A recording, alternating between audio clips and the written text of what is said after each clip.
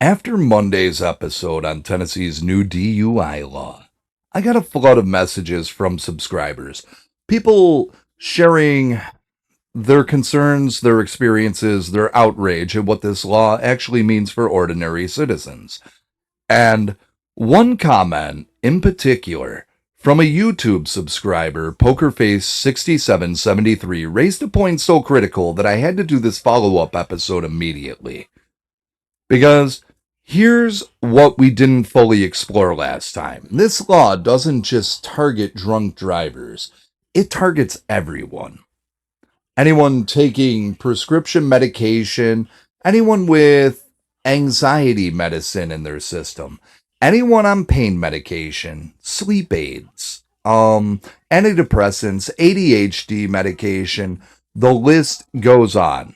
These medications show up on drug tests, and under Tennessee's new law, you can be charged with DUI, even if you're taking the medications exactly as prescribed.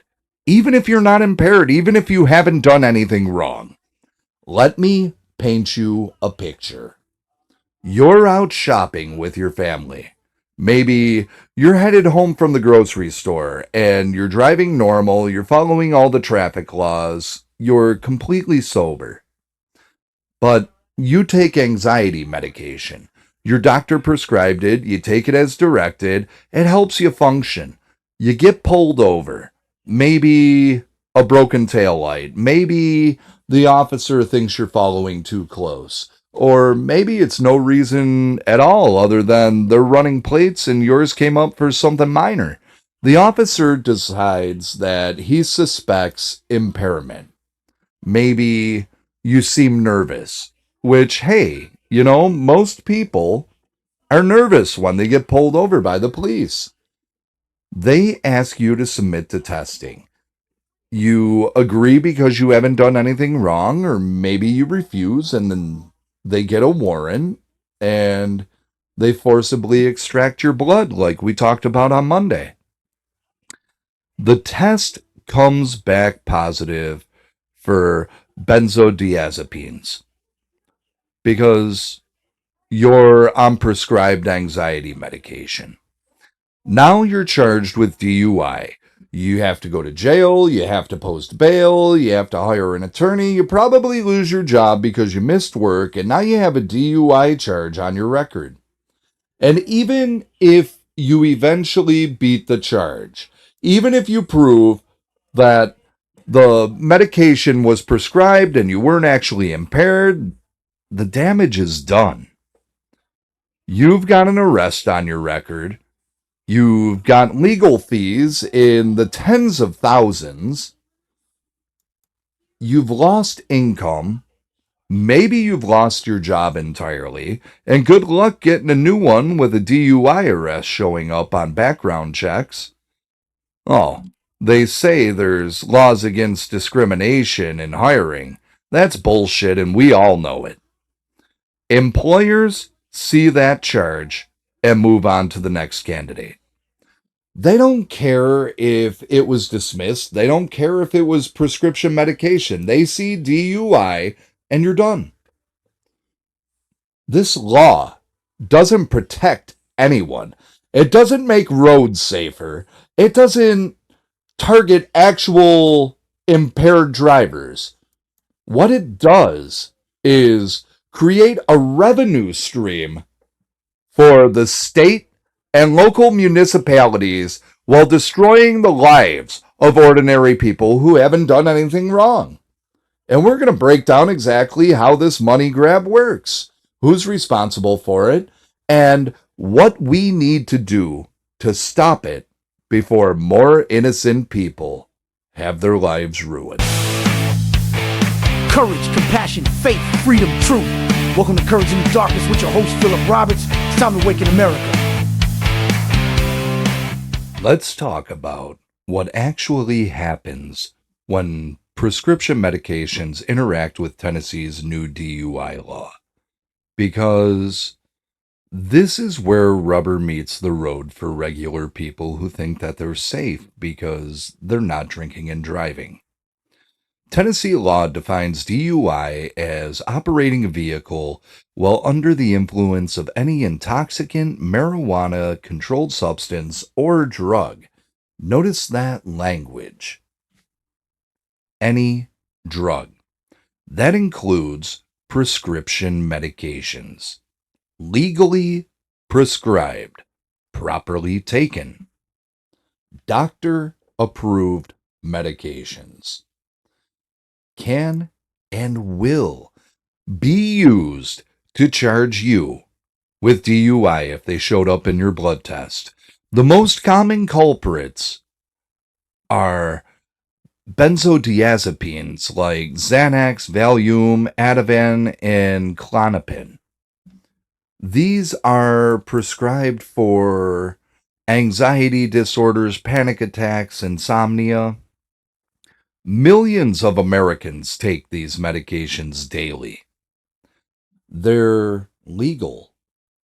They're FDA approved. Doctors prescribe them because they work.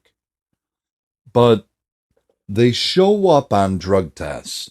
And under Tennessee's law, the presence of these substances in your system can be used as evidence of impairment, even if you're not actually impaired. Opioid pain medications are another huge category. Oxycodone, hydrocodone, morphine, fentanyl patches for chronic pain. People with back injuries, post-surgery recovery, chronic pain conditions, they're all taking medications that'll flag drug tests.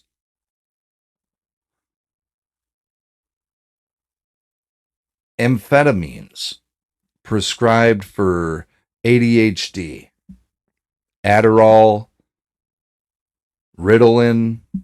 Kids take these medications to get through school. Adults take these to manage attention disorders. All of them will show up as amphetamines on a drug test. Sleep medications like Ambien, antidepressants, muscle relaxers, the list goes on and on. And every single one of them can be used as the basis of a DUI charge.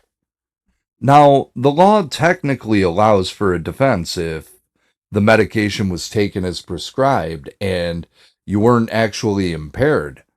But think about what that means in practice. You have to prove that you weren't impaired. You have to prove the medication was prescribed. You have to hire an attorney, go to court, present evidence, bring in expert witnesses. That costs money, lots of money.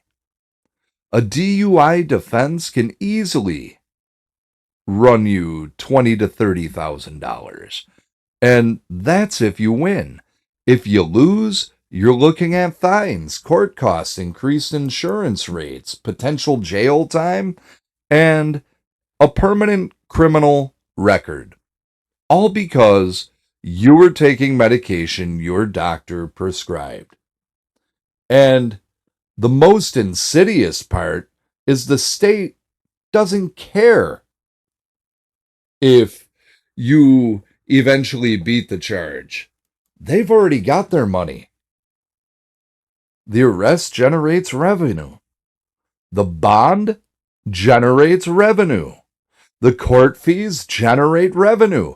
Even if the case is dismissed, even if you're found not guilty, the state and local municipality have already profited from your arrest. You, on the other hand, are out of tens of thousands of dollars in legal fees. You've probably lost your job. You got an arrest on your record that will follow you forever, even if the charge was dismissed. You've had your life turned upside down for doing absolutely nothing wrong.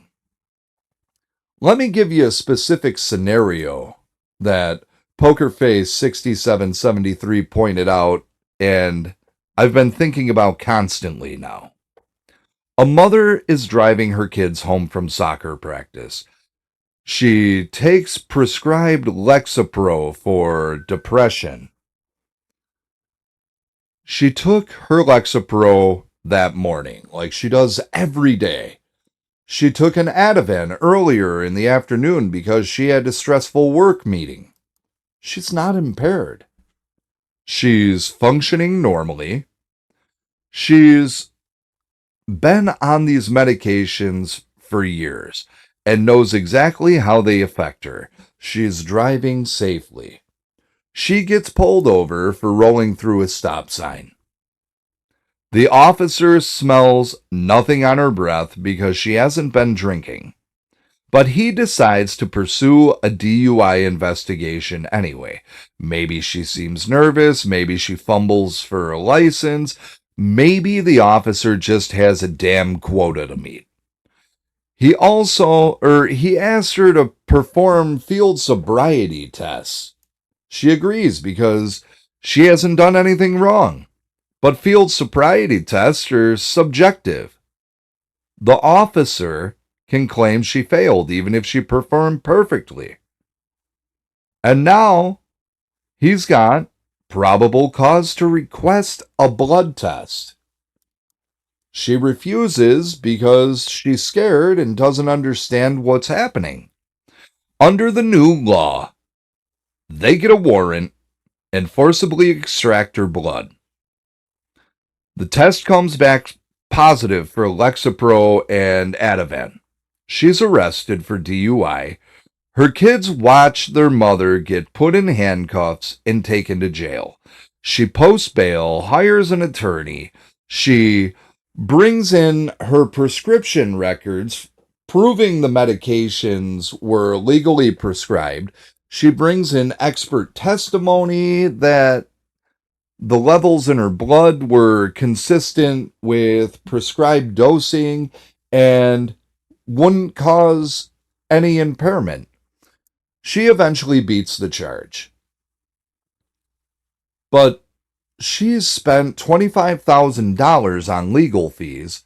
She lost her job because she had to miss work for court dates. And because her employer didn't want someone with a DUI arrest on staff, she's been unemployed for months because no one will hire her with that arrest on her background check. Her family is in financial ruin. Her mental health has deteriorated from the stress. And the state, they made money off the arrest, the bail, the court fees. The municipality made money. The jail made money from housing her. The lab made money for testing her blood. Everyone profited except the innocent woman who did nothing wrong except take her prescribed medication and drive her kids to soccer practice. That's not a hypothetical. That's happening right now to people across Tennessee. And it's going to keep happening because that's exactly what this law is designed to do. This isn't about public safety. If it was about public safety, there would be clear standards for what constitutes as actual impairment versus simply having a prescribed medication in your system. There would be protections for people who are legally medicated but not impaired. But those protections don't exist because the goal isn't safety. The goal is revenue generation. The goal is creating as many arrestable offenses as possible so the state and municipalities can keep the money flowing. And prescription medications are the perfect tool for that because unlike alcohol, where there's a clear legal limit, and you can test accurately at roadside with a breathalyzer.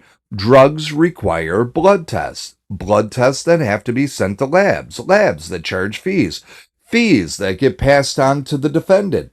And unlike alcohol, where most people know not to drive if they've been drinking, prescription medications create confusion. People think they're doing the right thing by taking their prescribed medication. They think that they're safe because a doctor approved it. They have no idea that doing exactly what their doctor told them to do can result in a DUI arrest. That ignorance is profitable. Every person who gets arrested because they didn't know their legal prescription could result in a DUI charge is another source of revenue. Another person who has to pay bail, hire an attorney, pay court costs, pay lab fees, and when you factor in all the costs, increased insurance rates, interlock device fees, DUI classes, probation fees, a single DUI arrest can generate tens of thousands of dollars in revenue for various state and local entities. Multiply that by thousands of arrests per year, and you're looking at a massive amount of revenue stream, all built on the backs of ordinary people who are just trying to manage their anxiety, their depression, their chronic pain, their ADHD. This is institutionalized theft. It's using the criminal justice system to extract money from citizens who haven't actually done anything wrong. It's punishment without crime. It's guilty until proven innocent. And even if you prove yourself innocent, you're still destroyed financially. And the people who passed the law knew exactly what they were doing. They knew prescription medications would show up on the tests. They knew that people wouldn't understand the implications, and they knew it would generate revenue. That's why they passed it. Now, let's talk about the infrastructure that's being built to implement this law. Because when you look at the municipality, what the municipalities are doing to prepare for forced blood draws, it becomes crystal clear that this is about money and not safety. Tennessee counties are building dedicated wings in their jails specifically for blood draws. They're hiring nurses and phlebotomists whose sole job is to extract blood from people who are under arrest. They're equipping these facilities with medical supplies, the refrigeration, the chain of custody protocols needed to process blood samples. Think about the investment that requires. Building out medical facilities in jails, hiring medical staff, training officers on the new procedures, purchasing equipment, setting up contracts with labs to process the samples. That's not a small expense. Counties are spending significant money to create this infrastructure. Why would they do that unless they expected a return on the investment? Because they do expect a return. They're building an infrastructure because they know it's going to generate revenue that far exceeds the initial cost. Every blood draw generates fees. Every arrest generates bail. Every conviction generates fines and court costs and probation fees. But here's where it gets really egregious. The Mobile blood draw units. Some Tennessee departments are literally creating vans equipped to perform blood draws on the side of the road. Mobile phlebotomy units that can be dispatched to traffic stops so officers don't even have to transport suspects to a medical facility or a jail. Now, I want you to stop and think about that. Why would you need a mobile blood draw capability unless you're planning to do a lot of blood draws? Why the hell would you invest in vehicles, equipment, and mobile medical staff unless you were expecting to use them constantly? The answer is obvious. They're planning to use them constantly. They're building infrastructure for mass blood testing because that's the business model. Pull people over, find any justification to suspect impairment, get a warrant, draw the blood, make the arrest, and then you've got dedicated facilities in jails and mobile units on the road. What's to stop them from just doing this shit to everybody that they pull over? Nothing. That's the answer. There's nothing to stop them. Oh, they'll say they need probable cause. They'll say they need reasonable suspicion of impairment. But those standards are incredibly subjective. An officer can claim you seem nervous, that your eyes looked glassy, that you fumbled for your license, that you didn't perform field sobriety tests perfectly. Any of those things could be used to establish probable cause. And once they've got probable cause, they can get a warrant. And once they've got a warrant, they can use force to take your blood. And once they've got your blood, they test it for everything. And if anything shows up, prescription medications, over-the-counter sleep aids, CBD products, anything, they can use it to charge you. The infrastructure they're building isn't designed to catch dangerous, impaired drivers. It's designed to maximize the number of people they can test, arrest, and process through the system. Because every person that's processed is a money generator. Let me break down the revenue stream for you so you understand how extremely profitable this is. We'll start with the arrest itself. Bond is typically set at several $1,000s for a DUI. Bail bondsmen charge 10% of that. So right away, somebody's making money off of that. Then you got the impound fee for your vehicle. If you're arrested, your car gets towed and impounded. That's several $100s right there. That's going to whatever towing company has the contract with the police department. Court costs and fees can run several $1,000s, even if you're found not guilty. Those fees go to the state and local municipality. If you're convicted, fines can be thousands of dollars. Those go to the state and local government. Probation fees, if you're sentenced to probation, those go to the probation department, which is often privatized company that profits from supervision.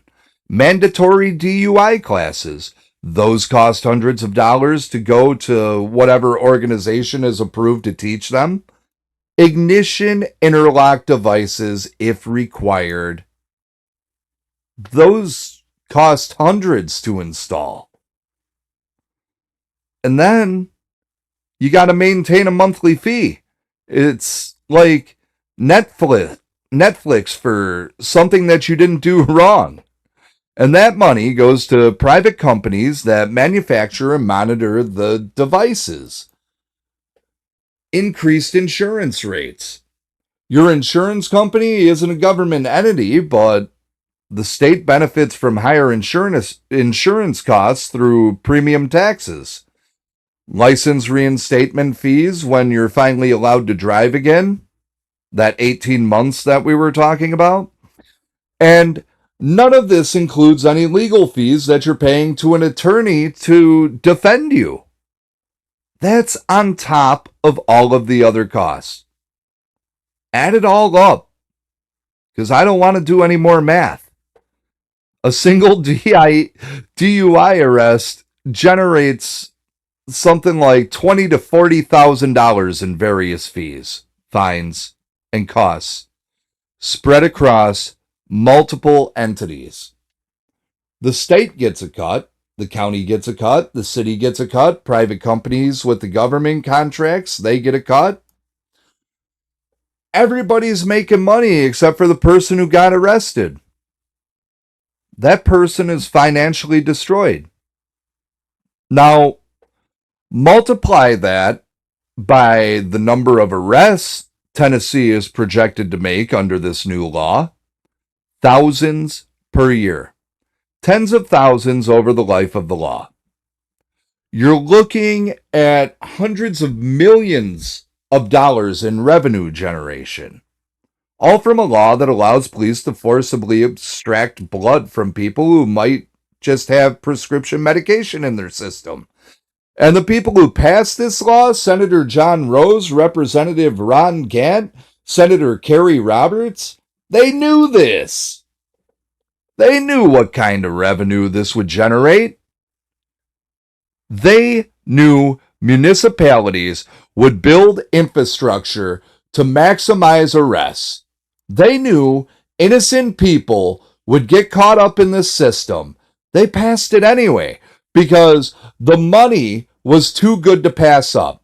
This is legalized plunder. It's using the criminal justice system as a revenue generation tool. It's treating citizens as cash cows to be milked through a system designed to maximize arrests rather than maximize public safety. If this was really about getting dangerous drivers off the road, the law would include protections for people prescribed on prescribed medications. If it would require actual evidence of impairment, not just the presence of a substance in the blood. It would have clear standards that distinguish between being medicated and being impaired. But those protections don't exist because they would reduce the number of arrests. They would reduce the revenue. They would make the whole system less profitable. And profit is the point. That's what infrastructure tells us. That's what the mobile blood draw vans tell us. That's what the dedicated jail wing tells us. This isn't about safety, it's about money. And ordinary citizens are paying the price. Let's talk about the people responsible for this law. The politicians who voted for it, who sponsored it, who pushed it through the Tennessee General Assembly, knowing full well what it would do to ordinary citizens. 3 names you need to know: U.S. Representative John Rose, State Representative Ron Grant, and Senator Kerry Roberts. John Rose is a Republican representing Tennessee's 6th congressional district. He sponsored Senate Bill 457, which reduced the BAC threshold for aggravated DUI offenses from 0.2 to 0.15%. His offices are in Washington, D.C. at 2238 Rayburn House Office Building. And he has district offices in Cookeville and Gallatin. Ron Gant, also known as Bruce Gant, is a Republican member of the Tennessee House of Representatives for District 94.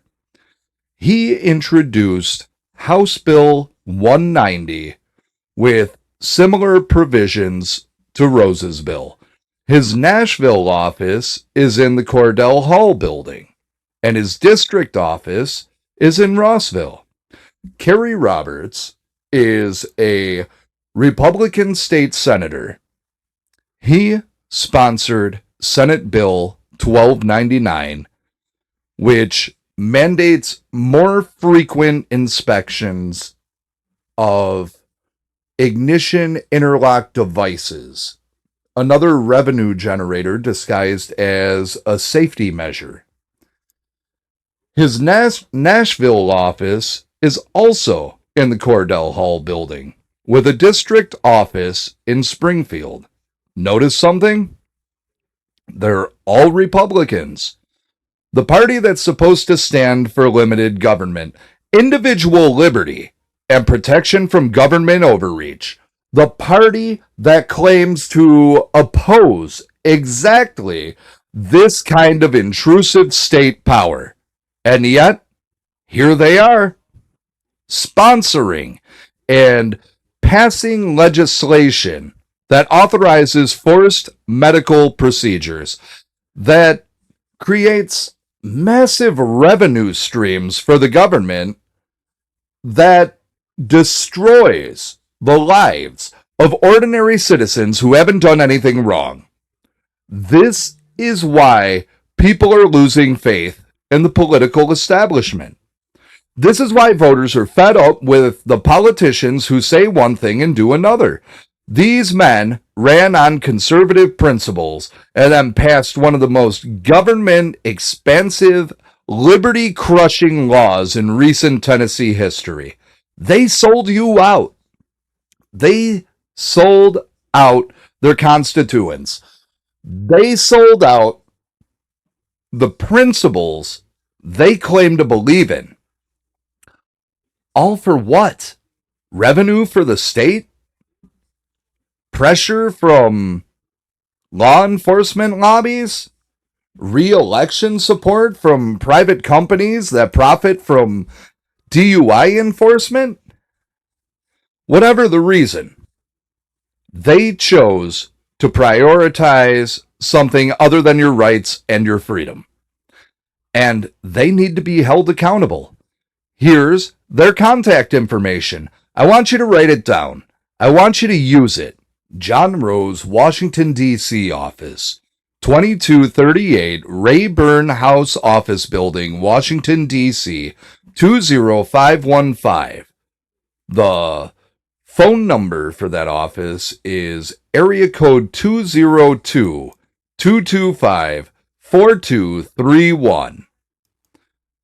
Cookeville District Office, 321 East Spring Street, Suite 306, Cookeville, Tennessee, 38501. Phone number is area code 931-854-9430.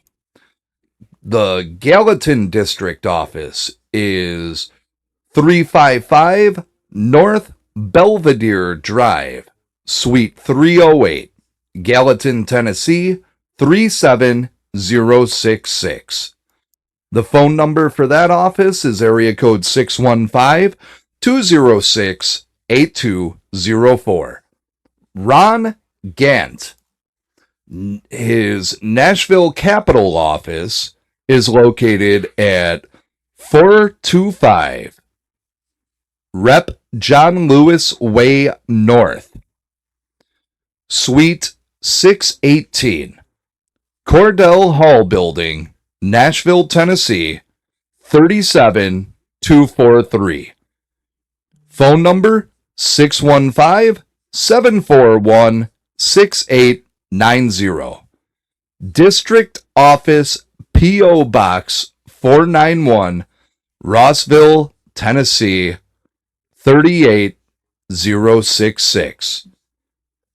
Carrie Roberts, Nashville office, 425 Rep. John Lewis Way North, Suite 746.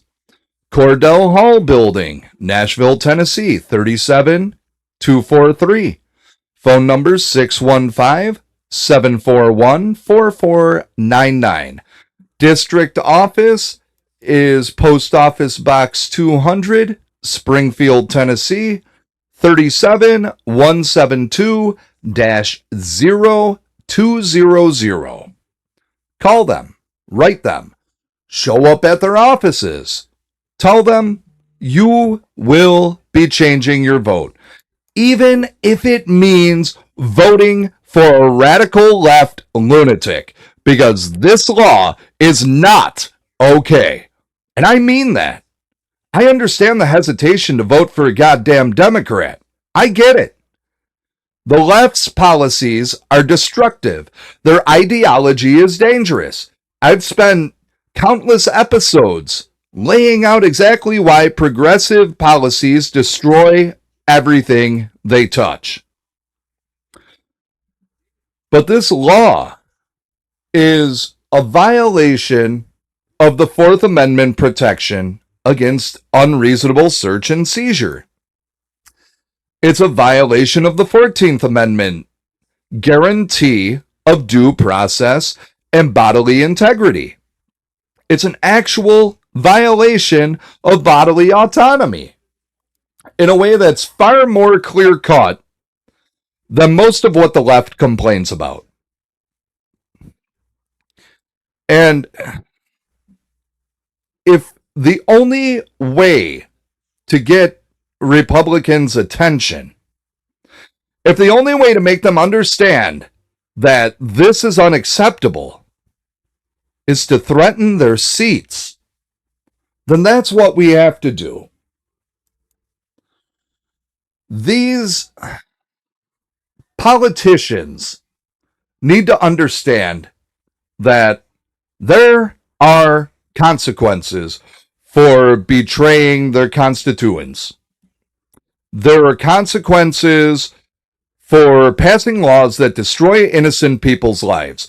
There's consequences for prioritizing revenue over rights. And the consequence is losing their jobs. This could be the issue that brings both sides together. Tennesseans on both sides of the aisle should be furious about this. The left should be outraged about bodily autonomy violations and government overreach.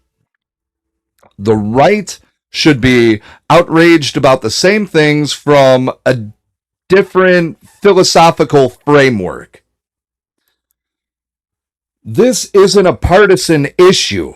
This is a human rights issue. This is a constitutional issue. This is a matter of whether we're going to allow our government to forcibly extract blood from citizens based on subjective standards that can be applied to anyone. Conservative, liberal, independent, none of that matters when you're the one that's getting held down while a nurse jams a needle in your arm.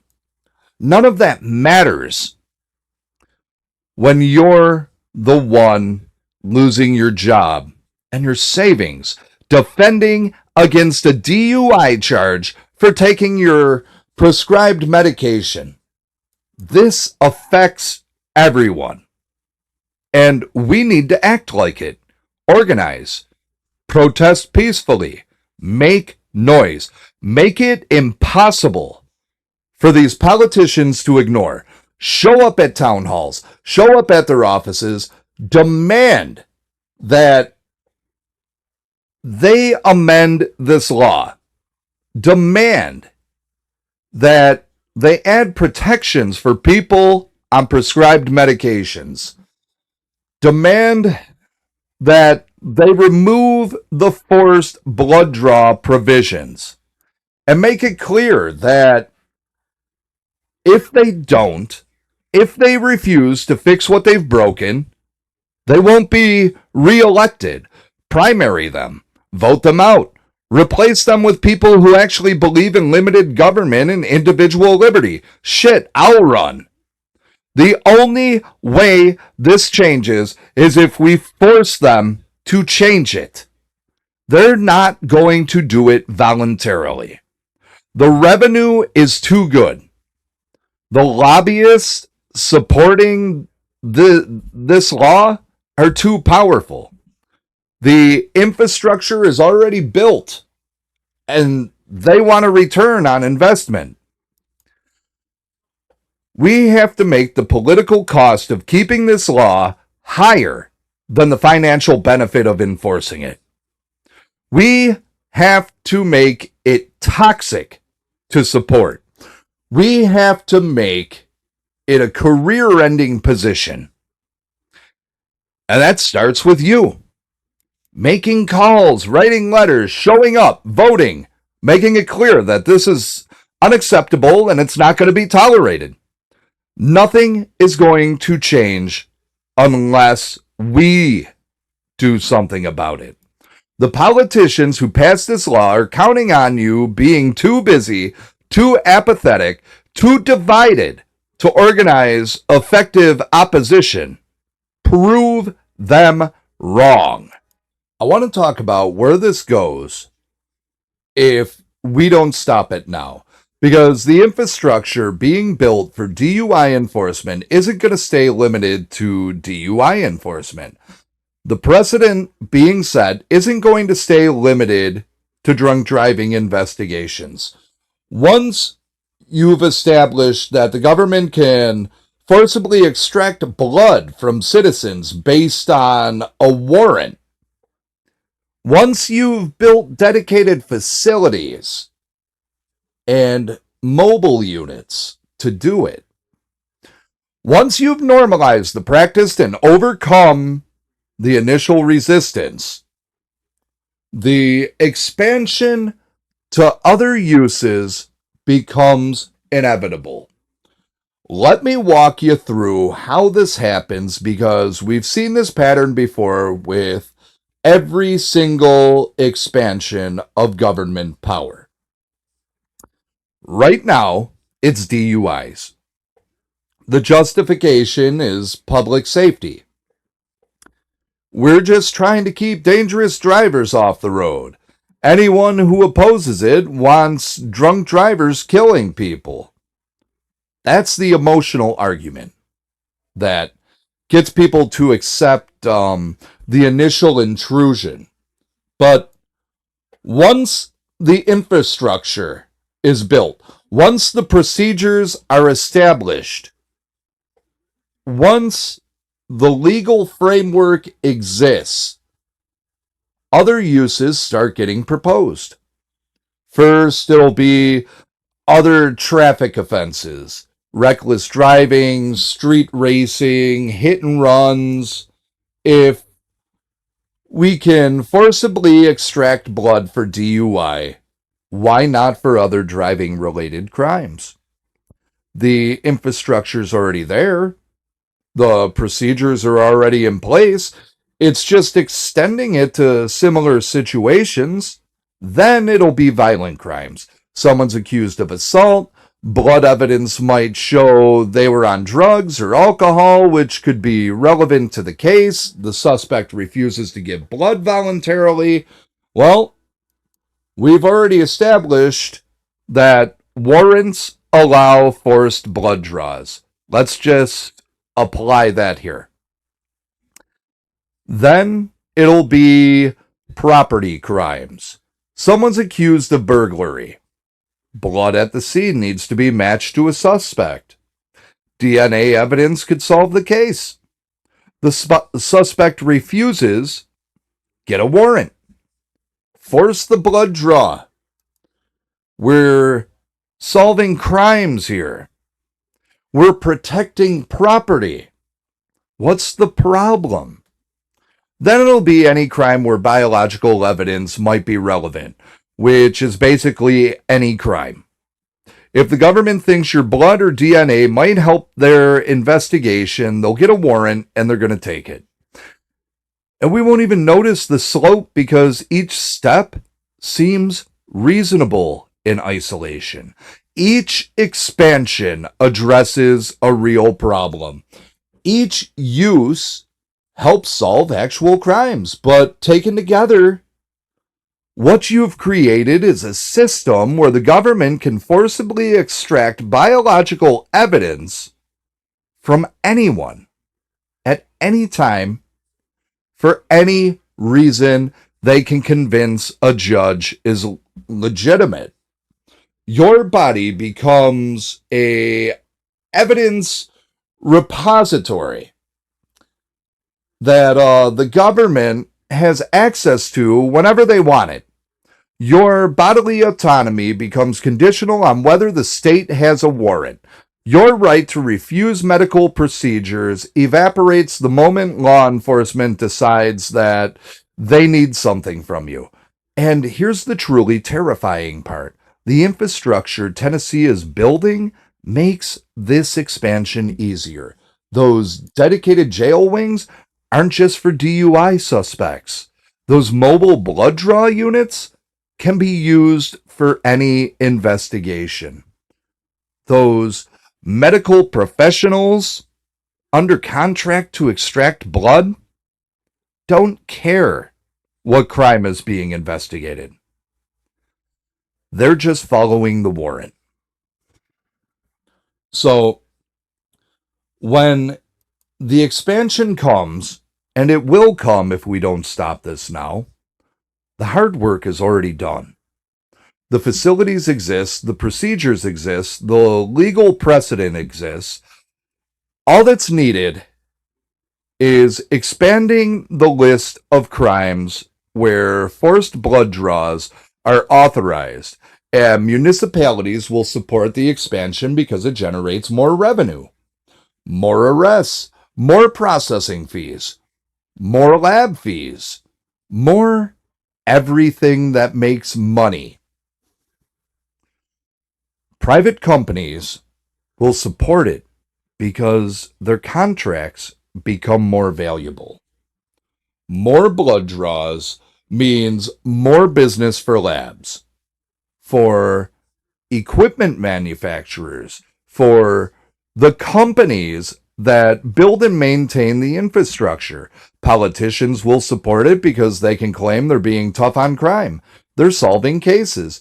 They're using modern forensic techniques to bring criminals to justice. Who could oppose that except criminals and their sympathizers?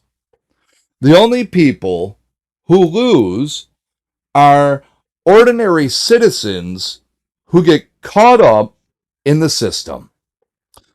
But our concerns don't generate campaign contributions.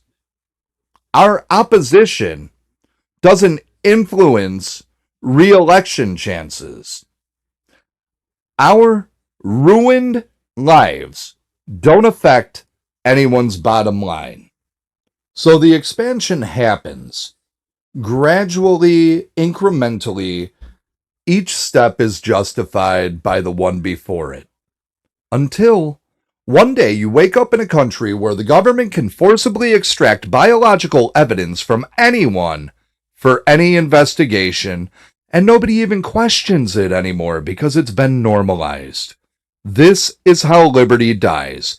Not through dramatic constitutional crisis, not through open tyranny, but through incremental expansions of power that each seem reasonable until you step back and see what's been built.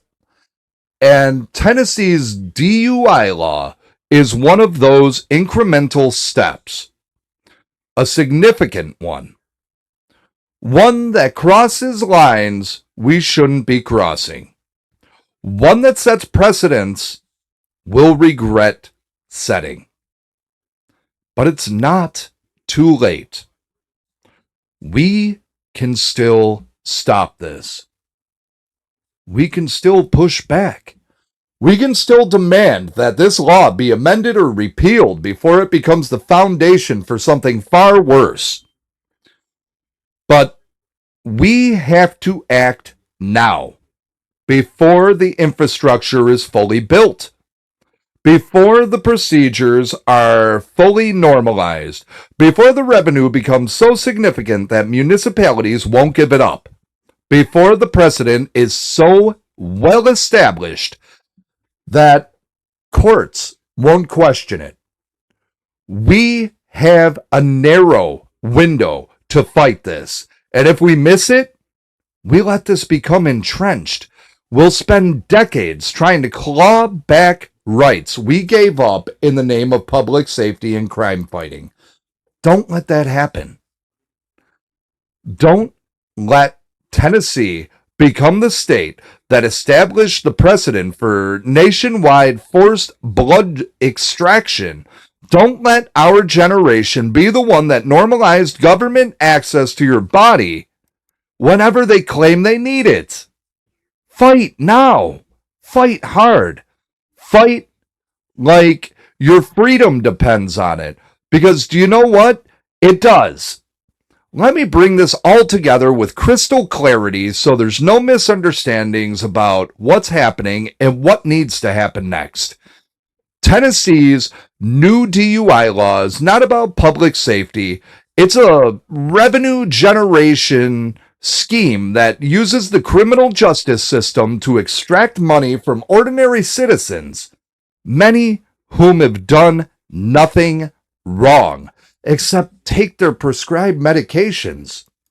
The infrastructure being built, dedicated jail wings and mobile blood draw units, proves this is designed for mass application, not just catching dangerous drivers. When you invest that kind of money in infrastructure, you're planning to use it extensively. And the lack of protection for people on prescribed medications proves the real intent. If this was about safety, there would be clear standards distinguishing between being medicated and being impaired. Those standards don't exist because confusion is profitable. Every person who doesn't know their prescription can lead to a DUI charge is another potential arrest. It's another source of revenue.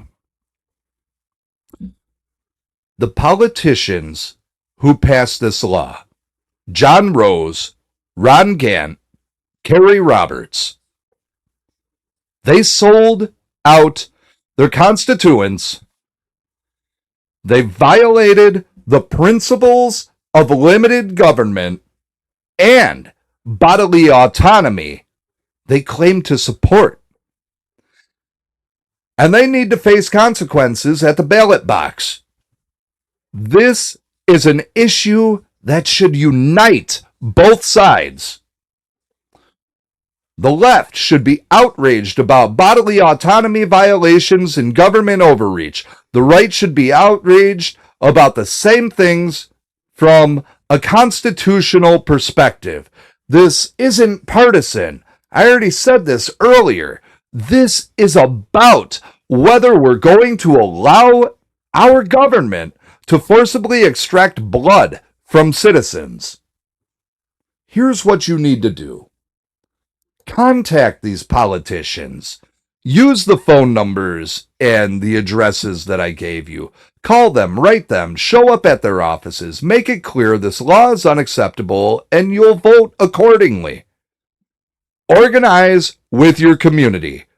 Talk to your neighbors. Share this information. Make sure that people understand what this law actually does and who it actually targets. Protest peacefully. Show up at town halls. Show up at the state capitol. Make noise. Make it impossible for them to ignore the issue. And vote. Primary these politicians if you have to. Vote them out. If they won't amend this law, get rid of them. Fire them. Replace them with people who actually believe in limited government. We need to act now before more innocent people have their lives destroyed. Before the infrastructure is fully built and the revenue stream is too big to shut down.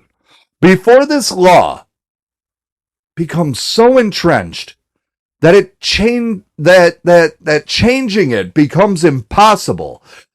This could be the fight that brings both sides together. This could be the issue where conservatives and liberals find common ground in defending basic rights against government overreach.